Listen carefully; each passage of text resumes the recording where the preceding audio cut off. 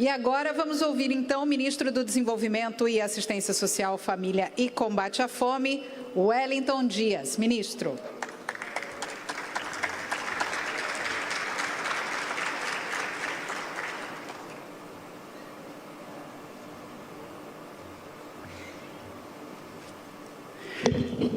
Bom dia.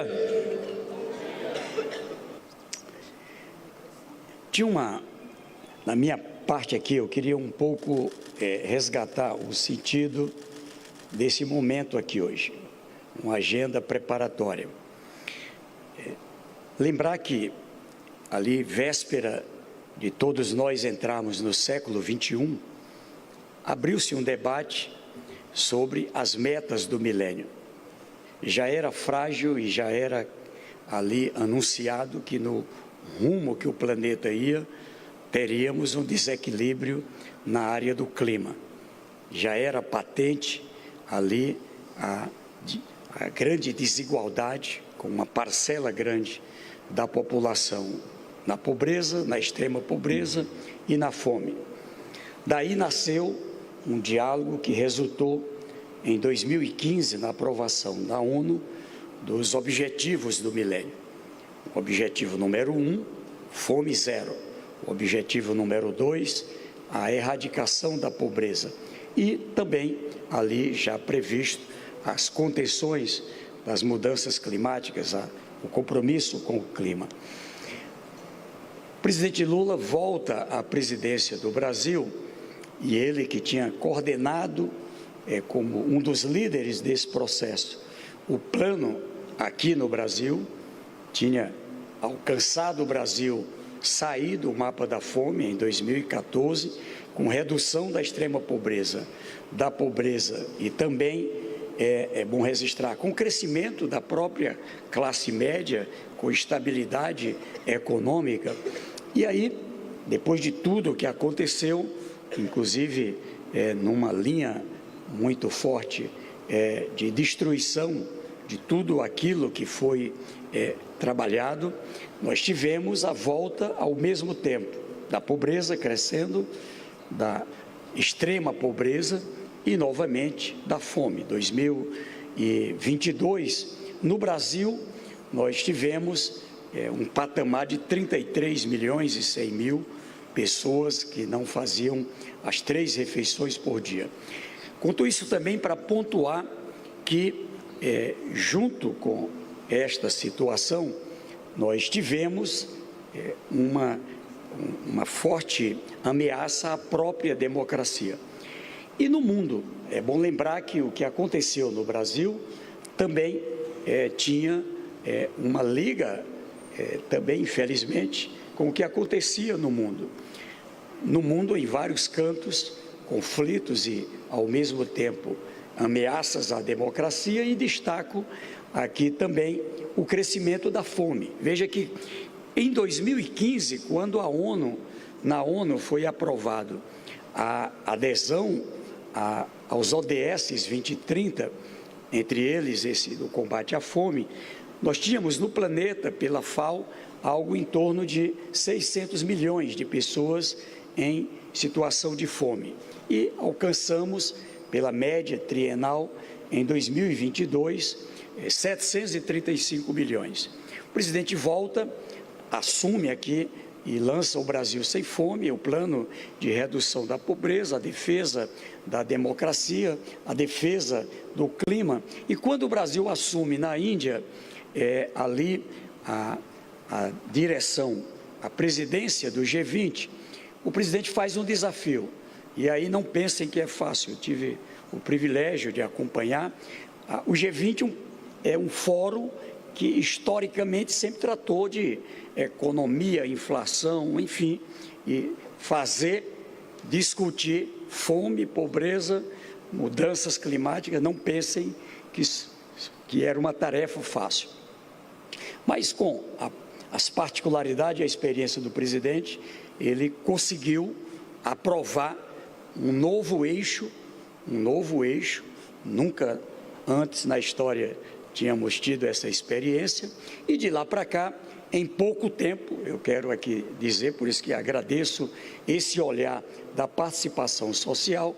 Agora, no mês passado, aqui no Rio de Janeiro, a gente teve, por unanimidade, com 17 organismos da ONU e com 54 delegações do mundo inteiro, a aprovação da Aliança Global contra a Fome e a Pobreza. Então, eu acho que a gente precisa olhar. E o Brasil com muita força dentro disso. Em 2023, com todas as políticas restabelecidas, e aqui quero registrar, não seria possível essa vitória sem essa forte integração, essa forte participação social, a integração com os municípios, o Estado, o setor privado, enfim. Nós tivemos a maior redução, ainda há pouco conversava com a menina, a querida Márcia Lopes, a maior redução da história para um país, né, na insuficiência alimentar, a gente tendo na insuficiência severa, aquela grave, eu sempre lembro a imagem dos Yanomamis, aquela imagem, aquela fome que coloca risco de vida, reduziu, segundo a FAO, em 85%. Pelos dados da FAO, 21,4 milhões a menos, e pelos dados do IBGE, IPEA, o EBIA, 24,4 milhões. Ainda temos também grandes desafios que estamos trabalhando esse ano.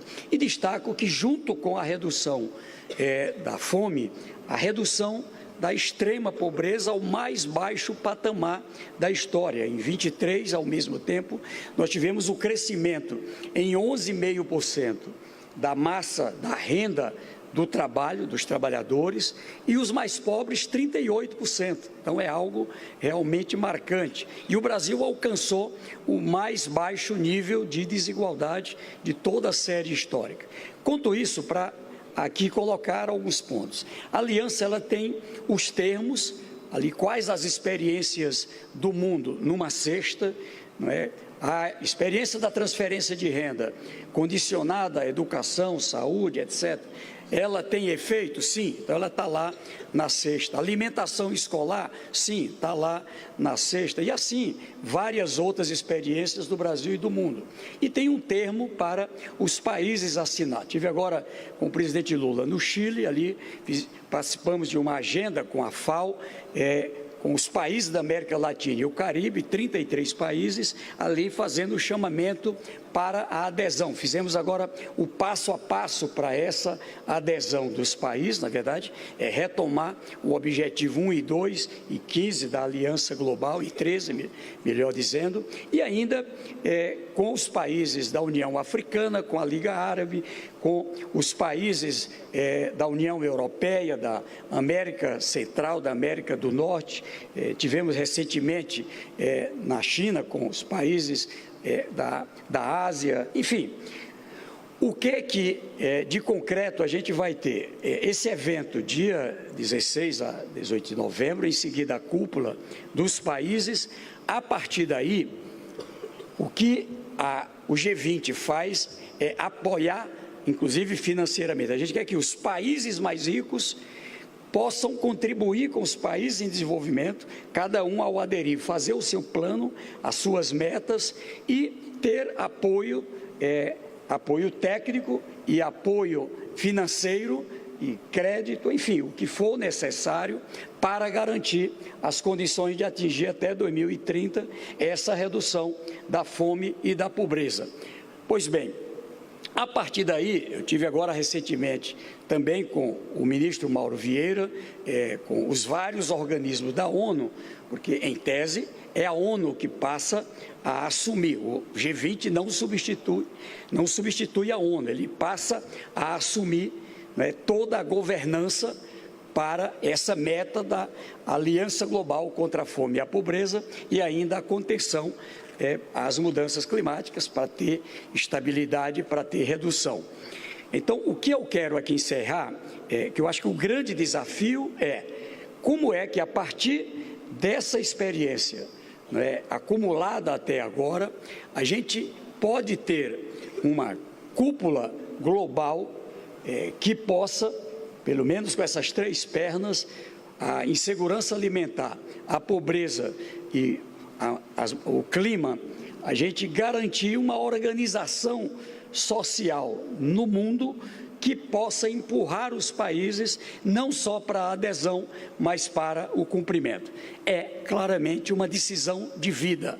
O patamar de fome, decisão de vida. Pobreza, extrema pobreza, patamar de vida. Nós estamos tratando no clima, subindo mais a temperatura, é ameaça à vida. Então, eu acho que não tem nenhuma tarefa social tão potente, tão importante quanto essa. Um grande abraço, contem conosco.